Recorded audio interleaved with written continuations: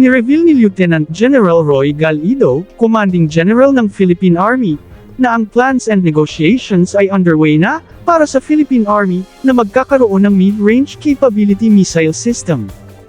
Ito ay matapos ang halos isang taon na pamamalagi ng Typhoon mid-range capability ng Amerika sa Pilipinas para sa training at capability demonstration ng Indo-Pacific Command sa missile system na ito.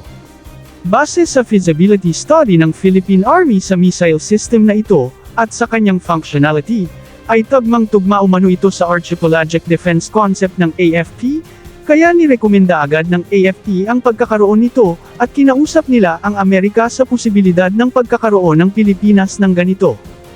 Ito ang missile system na labis na ikinababahala ng China, dahil bagamat ayon kay General Galido, ang near request ng Philippine Army, ay hanggang 300 nautical miles lamang ang range, na enough na maabot ang buong exclusive economic zone ng bansa, ngunit alam ng China, na maaring maabot ng missile system na ito, kahit ang kanilang mga military base sa kanilang mainland, kung gagamit ng mas longer range na missile ang Pilipinas.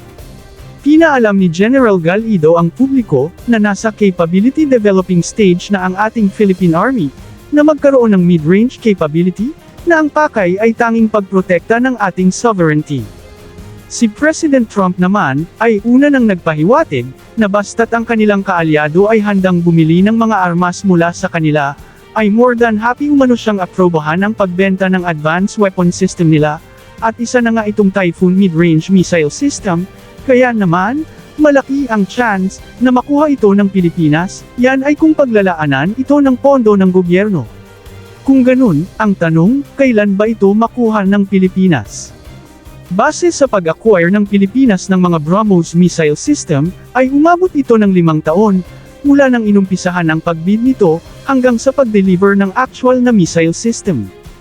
Ibig sabihin, 5 taon ang pinakamaagang tagal, ng pagkakaroon ng Pilipinas ng ganitong missile system.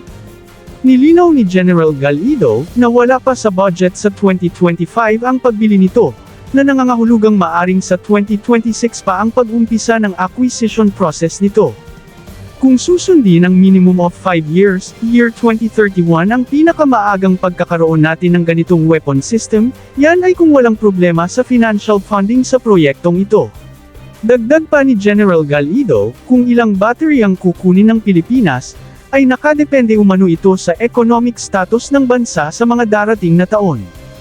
Ang land-based mid-range capability Typhoon missile system na kanilang bibilhin, ay may range na 480 kilometers, o 300 miles.